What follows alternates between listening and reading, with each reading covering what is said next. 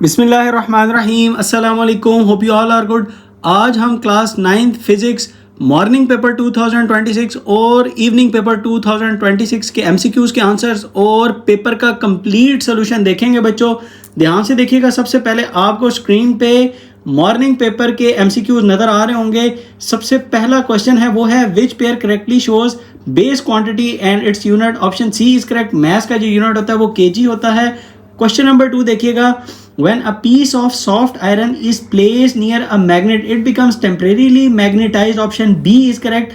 The study of electricity and magnetism together is known as electromagnetism. Option A is correct. A car travels 150 meters in 10 seconds. What is its speed? Option C is correct. Speed का formula होता है बच्चों distance over time. So 150 divided by 10 would equal to 15. Next question देखिएगा.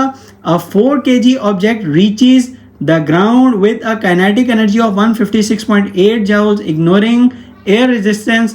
From what height was it dropped? आपने height find करनी है। अच्छा, अब जब वो टच करेगा तो वो वहां पे उसकी होगी बच्चों kinetic energy. By energy conversion याद रखिएगा, जो आपकी potential energy at the start थी वही आपकी काइनेटिक एनर्जी होगी बिफोर टचिंग द ग्राउंड। तो हम कहेंगे कि स्टार्ट में जो पोटेंशियल एनर्जी थी वो भी थी 156.8 जाउल्स ऑफ एनर्जी। ठीक हो गया। उसके बाद यानी अब आपका ये 156.8 वुड बी इक्वल टू हो जाएगा mg और h। यहाँ पे आप h को सब्जेक्ट बना लें और 156.8 को डिवाइड कर लें 4 से और 9.8 से, तो आपको आंसर मिल जाएगा बच्चों 4 मीटर्स। लास्ट देखिएगा इस पेज का। Which statement best explains why displacement is a vector quantity, it has magnitude and the direction. बच्चों option C is correct. Question number 7 से पहले बच्चों मैं आपको बताता चलूं कि मैंने कंप्यूटर क्लास 9 के तमाम चैप्टर्स के मोस्ट इंपॉर्टेंट शॉर्ट और लॉन्ग क्वेश्चन की वीडियो भी अपलोड कर दी है। वो वीडियो भी आप जाके ज़रूर देखें, अपने आप को प्रिपेयर करें और अपने मार्क्स को सिक्योर करें बच्चे। इसके बाद आप वीडियो को लाइक करें, सब्सक्राइब करें, अपने दोस्तों के साथ वीडियो ज़रूर शेयर किया करें ताकि उनका भी फ़ायदा हो जाए। चलिए स्टार्ट करते हैं। Question number 7। When a north pole of magnet is placed in an external magnetic field, it experiences a force बच्चों। Option B, a gun recoils backward when a bullet is fired because reaction force of the action यानी gun की। Option D is correct. इसके बाद next question है, if a bar magnet is cut in half it will become last magnet of less strength, उसकी strength जो है वो कम हो जाएगी। in scientific research a theory is explanation based on the experiments। याद रखिएगा, जो आपकी थ्योरी होती है वो एक्सपेरिमेंट से पहले, एक्सपेरिमेंट के बाद होती है। एक्सपेरिमेंट से पहले उसको हाइपोथेसिस कहते हैं और ये सवाल आपका इवनिंग में आया था। ठीक है, वो भी मैं आपको वहां पे मेंशन करता हूं। सेकंड लास्ट क्वेश्चन देखिए। Ball dropped freely from a tower reaches ground in 4 second, the speed of impact of the ball is D 39.2। और इसमें आपने इसको सॉल्व कैसे करना है। First equation of motion VF will be equal to VI plus AT, वहां पे GT हो जाएगा। VI equal to 0। जब भी आप किसी हाइट से बॉल को छोड़ते हैं तो उसकी इनिशियल वेलोसिटी 0 होती है। Simple G multiply by T करेंगे, 4 मल्टीप्लाई बाय 9.8, तो आपको मिल जाएगी बच्चों फाइनल वेलोसिटी। उसके बाद लास्ट देखिएगा, a mosquito flying in different directions shows the random motion. बच्चों ये था आपका मॉर्निंग पेपर 2026 का सोल्यूशन बच्चों। अब देखिए आप इवनिंग पेपर का solution. Question 1 is a device measures a charge of 3000 nanocoulombs converted into microcoulombs. Option B 3 microcoulombs. A cyclist moves 2 km in 4 minutes. What is the speed? 8.3। कैसे निकलेगा बच्चों? आपके पास स्पीड का क्या फार्मूला होता है? Distance over time. तो distance आपका हो जाएगा 2 किलोमीटर यानी 2000 मीटर्स, और इसको आपने टाइम से डिवाइड करना है, वो है 4 मिनट्स यानी 4 मल्टीप्लाई बाय 60 करेंगे तो वो कन्वर्ट हो जाएगा 60 के अंदर। 2000 के साथ उसको डिवाइड कर लें तो आपको आंसर मिल जाएगा। क्वेश्चन नंबर 3 देखिएगा। Which fundamental force is the strongest of all? Obviously strong nuclear force. Option C is correct. What is responsible estimate for the mass of physics textbook? Obviously 1 kg के करीब ही है ये estimate, क्योंकि बाकी जो है वो इररेलेवेंट मासेस जो है वो बनते हैं। इसके बाद देखिएगा question number 5। Which unit belongs to a derived quantity? Newton, क्योंकि बाकी जो तीनों हैं वो बेस क्वांटिटीज हैं। क्वेश्चन नंबर 6 देखिएगा। If two unequal forces act parallel but in opposite directions, the forces are unlike parallel forces. याद रखिएगा ऑप्शन ए इज करेक्ट बच्चों। क्वेश्चन नंबर 7 देखिए। A hypothesis is best described as a testable prediction option A, question number 8. When a soft iron piece is placed near a magnet, it gets temporary poles. Option C is correct. Why does a heavy object resist change in its motion? It has greater inertia. If a body have more mass, then its inertia would be more. याद रखिएगा, option A is correct.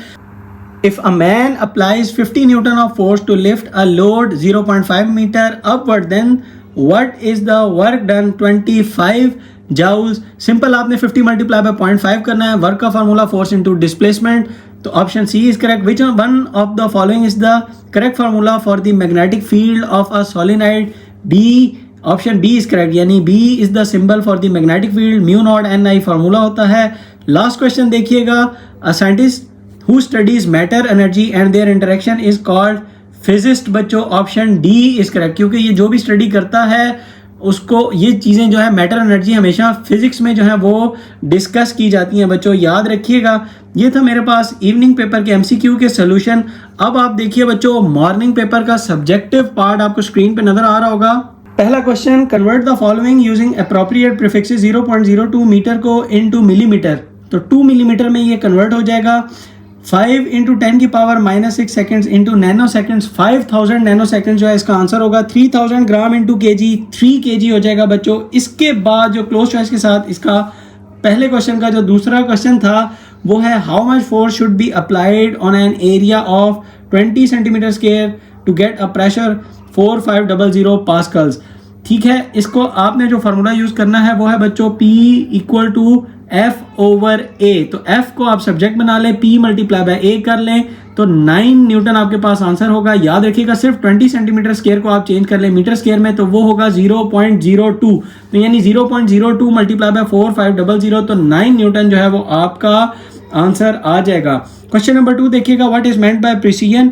How a measurement can be precise but not accurate. बच्चों देखिएगा, इसका answer precision क्या होती है? Closeness of the repeated measurements to each other. ठीक है, उसके बाद a measurement can be precise but not accurate when repeated values are same but for the true value, यानी ट्रू वैल्यू से थोड़ा सा दूर हो. एग्जांपल में, फॉर एग्जांपल मैं कहता हूं कि एक्चुअल वैल्यू मेरे पास 10 सेंटीमीटर है और मेजर्ड वैल्यू जो सी है वो बार बार मेरे पास 12 सेंटीमीटर 12 सेंटीमीटर 12 सेंटीमीटर आ जाए, तो एक ही वैल्यू का बार बार रिपीट होना प्रिसीजन होती है, लेकिन वो एक्चुअल वैल्यू से दूर होगी. ठीक है, ये याद रखिएगा. ये था इसका आंसर बच्चों.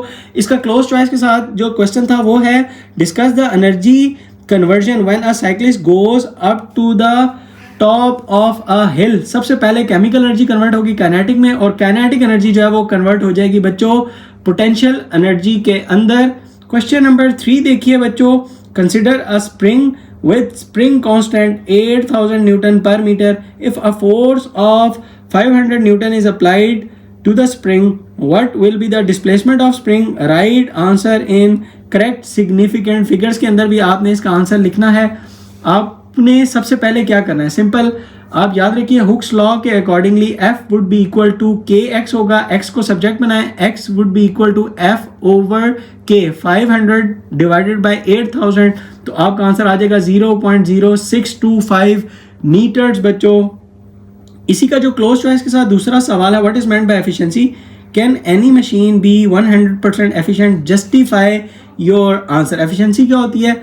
Ratio of useful output work to the input work.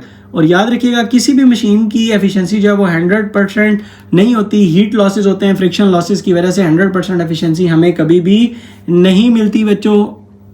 Question number 4 देखिएगा. और अल्हम्दुलिल्लाह मैं आपको ये बताता चलूँ कि मैंने इसी तरह फिजिक्स की वीडियो भी अपलोड की थी, जिसके अंदर मैंने तमाम इम्पॉर्टेंट MCQs, शॉर्ट क्वेश्चंस और लॉन्ग क्वेश्चंस का बताया था. 100% जो मॉर्निंग का पेपर है बच्चों वो उसी में से क्या आया. इवनिंग पेपर तकरीबन 90% उसमें से आया. इवनिंग का पेपर जो था वो थोड़ा सा मुश्किल भी था. अब आप देखिए बच्चों question number 4. How lubrication reduces friction between surfaces, explain with the help of an examples. Lubrication क्या करती है बच्चों? Lubrication reduces friction by forming a thin layer between surfaces so they do not rub directly. Example में क्या है? Oil in the machinery parts. इसके साथ जो इसका क्लोज चॉइस का क्वेश्चन है वो है differentiate ferromagnetic and the paramagnetic materials. Base on the basis of the domain theory. याद रखिएगा फेरोमैग्नेटिक मटेरियल वो मटेरियल होते हैं जो कि स्ट्रांगली अट्रैक्टेड होते हैं और डोमेन्स अलाइन होती हैं बच्चों इजीली, जबकि पैरामैग्नेटिक मटेरियल्स वो मटेरियल्स होते हैं जो कि वीकली अट्रैक्टेड होते हैं जबकि वीकली अलाइंड होते हैं बच्चों। ये याद रखिएगा, weakly alignment of the domains होती हैं उसकी। क्वेश्चन नंबर 5 देखिए, 5 है how does the atmospheric pressure varies altitude, what special measure do the climbers have to take. अच्छा, इसके आंसर के अंदर आपने क्या लिखना है, एटमॉस्फेरिक प्रेशर ऑब्वियसली डिक्रीज करता है with the increase in the altitude, क्योंकि एयर जो होती है वो लेस डेंस हो जाती है ऊपर। तो माउंटेनर्स जितने भी होते हैं या क्लाइंबर्स जितने भी होते हैं वो अपने साथ ऑक्सीजन के सिलेंडर जो है ना वो कैरी करते हैं। इसका क्लोज चॉइस के साथ जो सवाल है वो है differentiate qualitatively between rolling and the sliding friction. Rolling friction जितनी जो होती है आपको पता ही है, वो फ्रिक्शन व्हेन ऑब्जेक्ट रोल्स और वो कम होती है, जबकि स्लाइडिंग फ्रिक्शन होती है व्हेन ऑब्जेक्ट स्लाइड्स और वो ग्रेटर होती है बच्चों। ये था आपके पास क्वेश्चन नंबर 5 का सोल्यूशन। क्वेश्चन नंबर 6 देखिए, describe the plasma as the fourth state of matter, how the presence of the free ions and the electrons make it differentiate from solid, liquid and the gas. Plasma is the fourth state of matter, या ये तो आपको पता ही है। Containing इसके अंदर होते क्या, free ions and the electrons इसके अंदर मौजूद होते हैं। इसी फ्री आयंस और इलेक्ट्रॉन्स की वजह से ये कंडक्ट करती है बच्चों इलेक्ट्रिसिटी और रिस्पॉन्ड भी करती है मैग्नेटिक फील्ड को, और ये अनलाइक है, यानी सॉलिड, लिक्विड और गैसेस के अंदर ये चीज़ें नहीं होती। क्लोज चॉइस के साथ जो इसका दूसरा सवाल है वो है, याद रखिएगा, how different slope represent 3 different types of motion in a speed time graph, make sketches. आपने स्केच भी करना था। अच्छा, याद रखिएगा, जब आपकी पॉजिटिव स्लोप होती है, एक जीरो स्लोप होगी, एक नेगेटिव स्लोप होगी। पॉजिटिव स्लोप का मतलब ये होगा कि जब आपका graph left to right move करे तो जो आपकी लाइन है, लाइन ऑफ जो स्लोप है वो इंक्रीज कर रही हो, ऊपर की तरफ जा रही हो, लेफ्ट टू राइट की बात कर रहा हूं, तो वहां पे एक्सेलरेशन होगी। जीरो स्लोप का मतलब हॉरिजॉन्टल लाइन हो तो आपकी कांस्टेंट स्पीड मतलब जीरो एक्सेलरेशन। उसके बाद नेगेटिव स्लोप का मतलब यह है कि जब आप लेफ्ट टू राइट मूव करेंगे तो आपकी जो स्लोप है, ये जो लाइन है वो डिक्रीज कर रही होगी, उसको आप नेगेटिव स्लोप कहते हैं। तो वहां पे क्या होगा, रिप्रेजेंटेशन यानी डी एक्सेलरेशन होगी बच्चों। ये थे आपके 6 क्वेश्चन का आंसर बच्चों।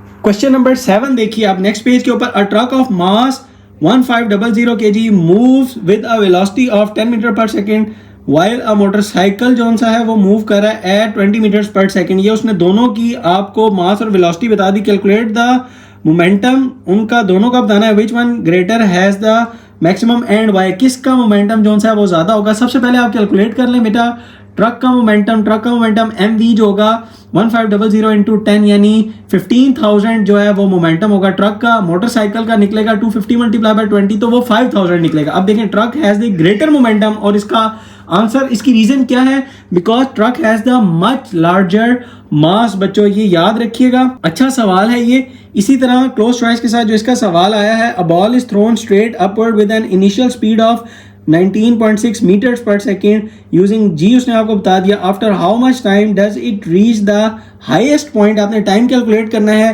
What is the velocity at the highest point. बच्चों सिंपल आप यूज करेंगे फर्स्ट इक्वेशन ऑफ मोशन। सबसे पहले हाईएस्ट पॉइंट के लिए v will be equal to u minus g t, याद रखिएगा। Equation of motion vf will be equal to vi plus g t होगी एट हाईएस्ट पॉइंट। आपको पता ही है ऊपर जाके बॉडी रुकती है, यानी जो फाइनल वेलोसिटी अब जो होगी वो जीरो होगी, और नीचे से जो आपने वेलोसिटी दी थी 19.6 वो आपकी इनिशियल वेलोसिटी होगी। तो अब आपकी यानी zero would be equal to v i minus g t होगा। सब्जेक्ट बना लें आप टाइम को, तो आपका आंसर आ जाएगा 19.6 डिवाइडेड बाय 9.8 बच्चों। इसी तरह जो क्लोज चॉइस के साथ इसका दूसरा था वो है, what is its velocity at the highest point के ऊपर, उसकी वेलोसिटी क्या होगी। तो हाईएस्ट पॉइंट के ऊपर ऑब्वियसली इसको सॉल्व करते हुए हमने कहा था कि वो 0 मीटर्स पर सेकेंड होती है बच्चों। नंबर 8 बच्चों, how a Pascal's law uses a hydraulic press to multiplying force, explain करना है ब्रीफली बच्चों। पास्कल्स लॉ क्या करता है, pressure applied to enclosed liquid is transmitted equally in all directions. ये आपने लॉ की स्टेटमेंट लिख दी। फिर उसके बाद वन लाइनर, क्योंकि ब्रीफली लिखना था, hydraulic press works on this law to multiply force. याद रखिएगा, मल्टीप्लाइंग फोर्स भी इसको आप कहते हैं, या फोर्स मल्टीप्लायर भी आप इसको कहते हैं। तो इसका जो क्लोज चॉइस के साथ दूसरा सवाल है बच्चों वो है, compare classical mechanics and the quantum mechanics. Exactly यही सवाल मैंने बच्चों को बताया था लास्ट चैप्टर के अंदर कि इससे तो सवाल शॉर्ट क्वेश्चन आएगा ही आएगा, और एग्जैक्टली वही हुआ। क्लासिकल मैकेनिक्स क्या होता है? फॉर लार्ज ऑब्जेक्ट्स, जबकि विजिबल स्केल होता है एग्जैक्ट पाथ।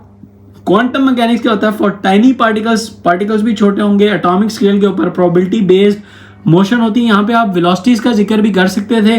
ये भी बहुत ही इजी क्वेश्चन था। क्वेश्चन नंबर 9 देखिएगा, डिफ्रेंशिएट करना है magnetism and the non magnetic material.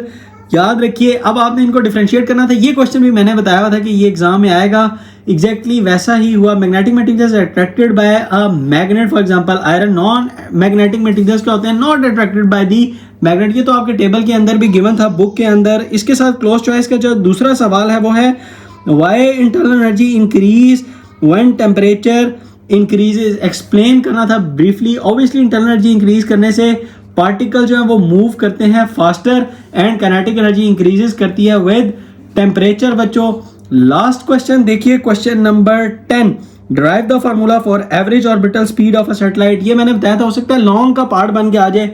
उसने इसको बिल्कुल छोटा सा था क्योंकि प्रूफ इसका उसने इसी को आपको शॉर्ट के अंदर दे दिया। सिंपल प्रूफ आपके बुक के अंदर गिवन था, ये आपको पता ही है।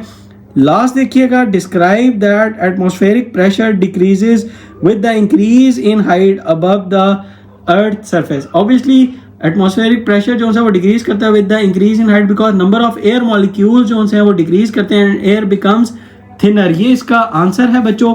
ये था मेरे पास मॉर्निंग पेपर के शॉर्ट क्वेश्चंस। सेक्शन सी देखिए बच्चों, आपका सेक्शन सी जो है वो है क्वेश्चन नंबर 3। उसमें आपने 3 सवाल करने हैं, 6 मार्क्स का ईच। अच्छा, इसमें जो आपका क्वेश्चन नंबर 3 है वो देखिएगा, explain the domain theory of magnetism. Exactly मैंने बताया था कि ये लॉन्ग के अंदर आएगा, वही हुआ है बच्चों। इसका क्लोज चॉइस के साथ दूसरा पावर से आया है, as the rate of doing work also write its formula.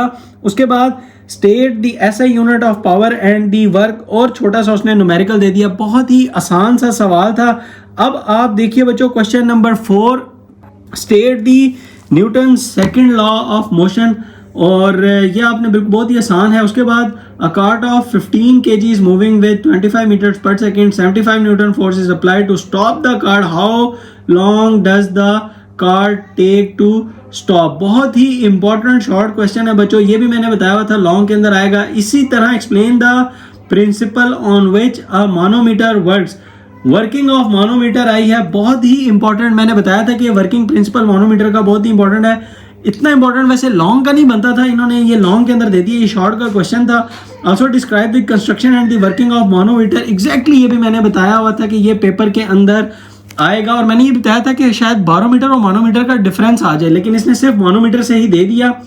अच्छा सवाल था। क्वेश्चन नंबर 5 देखिएगा, अ स्पीड टाइम ग्राफ उसने आपको दे दिया है of a car shows the speed increases from 0 to 15 metres per second in 5 seconds. 3 उसके इंटरवल्स हैं, एक में स्पीड इंक्रीज कर रही है, 5 to 10 उसकी स्पीड कांस्टेंट है, और 10 to 13 शायद बन रहा है। हाँ यस, 3 सेकेंड्स बनता है। तो 10 to 13 सेकेंड तक जो सी है वो गाड़ी वापस जो सा वो रुक जाती है। बहुत ही ईजी है। एक में एक्सेलरेशन होगी, 5 to 10 एक्सेलरेशन नहीं होगी, और 10 to 13 जब आप करेंगे तो आपकी डी एक्सेलरेशन होगी। जो आप स्पीड यूज करेंगे बच्चों इसके अंदर या एक्सेलरेशन फाइंड करने, क्योंकि वी एफ माइनस वी आई करना है, तो 15 माइनस 0/5 करेंगे पार्ट ए के अंदर।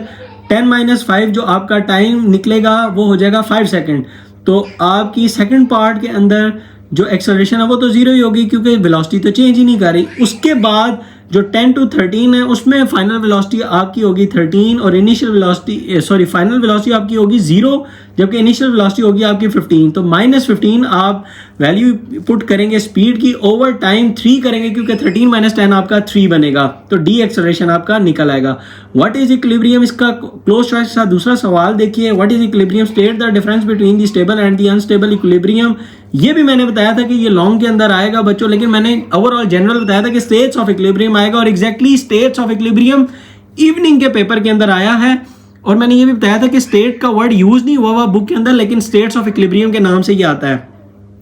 उसके बाद how the centre of gravity affects the type of equilibrium, part D देखिए। How lowering the centre of gravity makes the object more stable, give examples. अच्छे सवाल हैं बच्चों, ये दोनों बहुत ही इंपॉर्टेंट है। होप कि आपने ये देख लिए होंगे।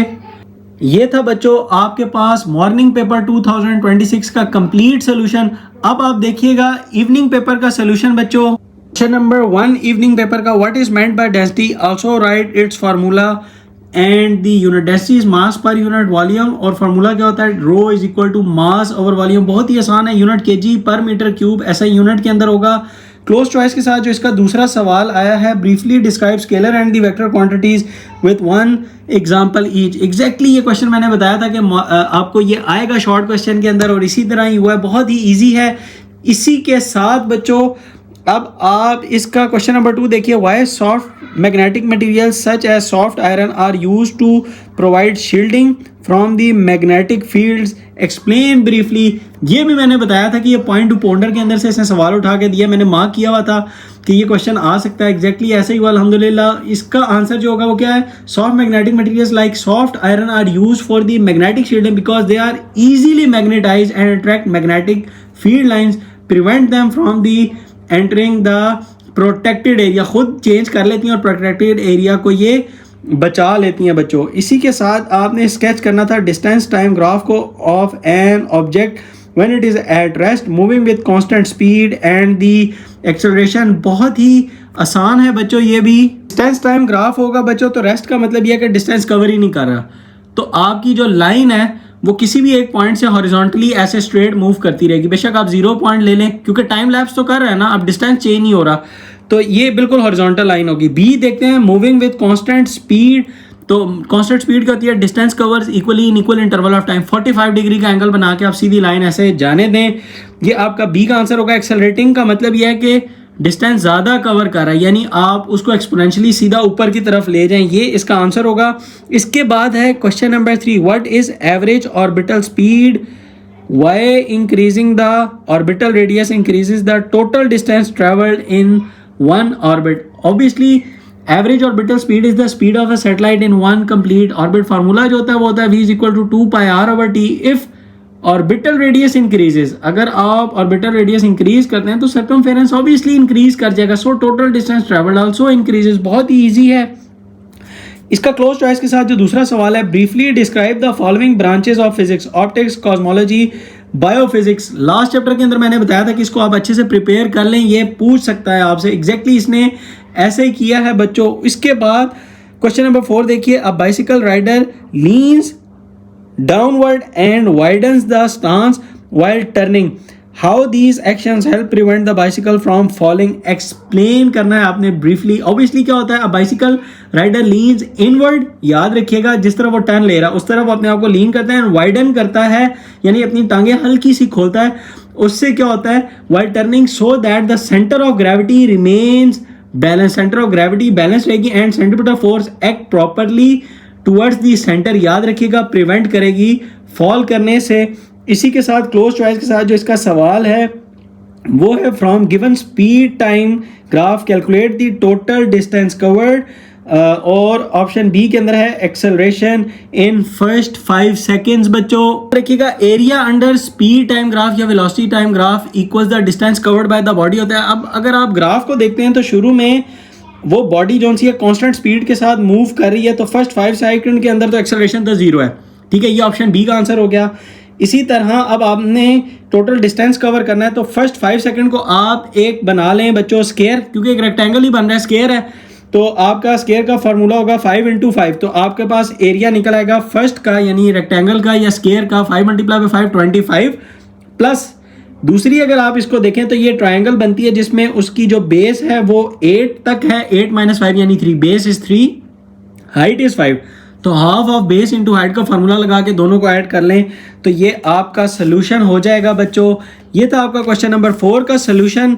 अब आप देखिएगा बच्चों question number 5, next page, state the relationship between the force and the extension for a spring according to Hooke's law. बहुत इजी है, according to Hooke's law force is directly proportional to extension of the spring with elastic limit. बहुत ही easy है, ये भी मैंने mention किया हुआ था अपनी वीडियो के अंदर कि ये शॉर्ट क्वेश्चन पड़ा हुआ है। Difference between centre of mass and the centre of gravity, ये भी मैंने मेंशन किया था कि इसका डिफरेंस पेपर के अंदर जरूर आएगा, और एग्जैक्टली ऐसा ही हुआ कि इन दोनों का डिफरेंस पेपर के अंदर आया है। उसके बाद आप देखिए question number 6, how changes in force and mass can affect the acceleration of an object? Explain briefly in light of the Newton's second law of motion. According to Newton's second law, acceleration is directly proportional to force and inversely proportional to mass. ये तो हमें पता है, अगर आप ज़्यादा force लगाएंगे तो ज़्यादा एक्सेलरेशन होगी, और अगर ज़्यादा मास करेंगे तो लेस एक्सेलरेशन होगी बच्चों, क्योंकि फार्मूला जो होता है वो A is equal to F/m होता है.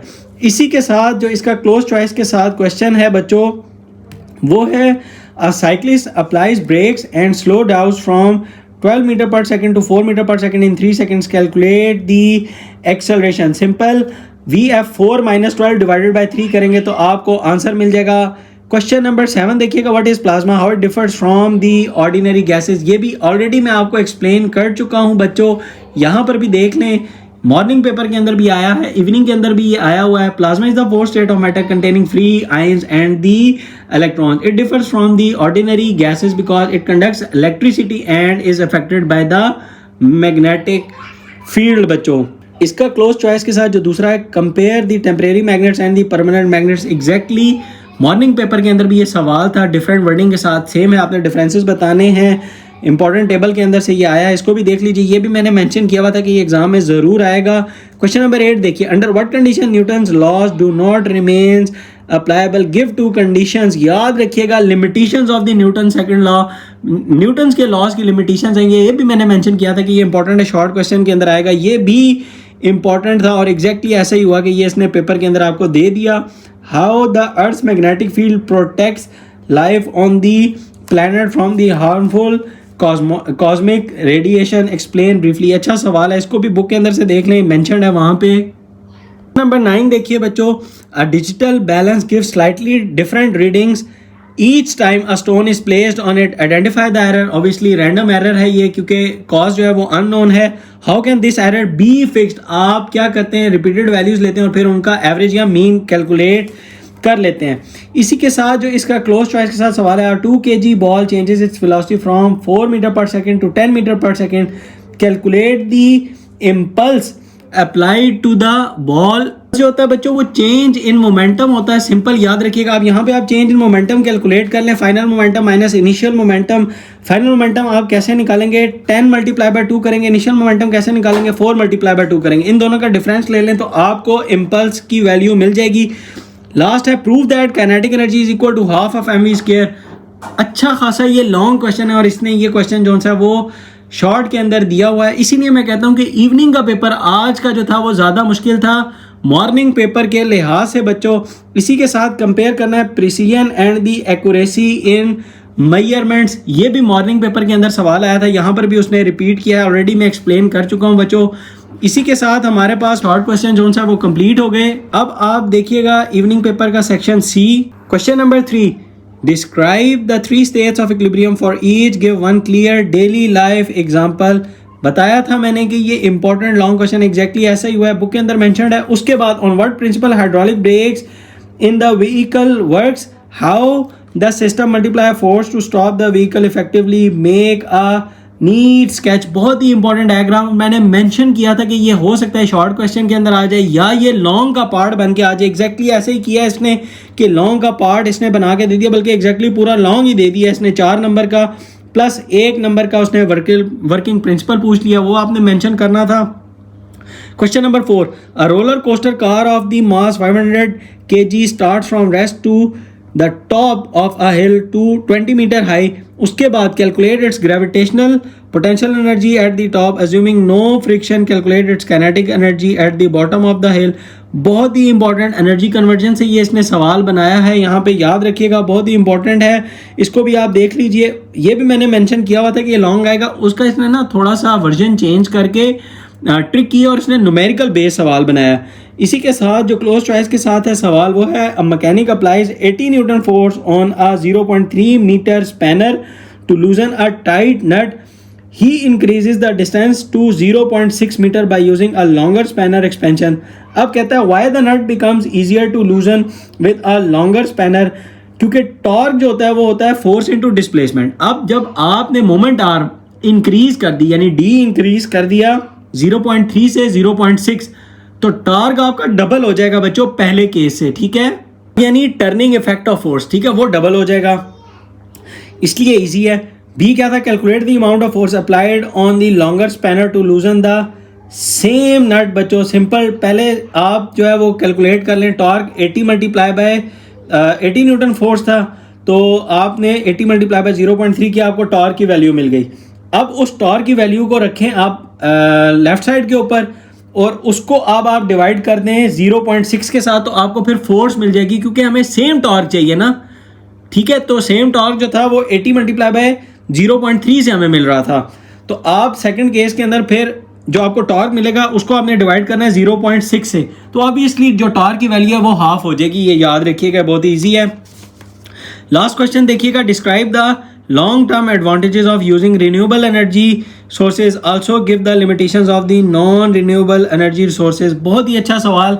मैंने अपनी वीडियो के अंदर भी ये चीज़ मेंशन की थी कि रिन्यूएबल एनर्जी सोर्सेज अगर लॉन्ग में आ जाए तो आप क्या करेंगे। एग्जैक्टली ऐसा ही किया इसने।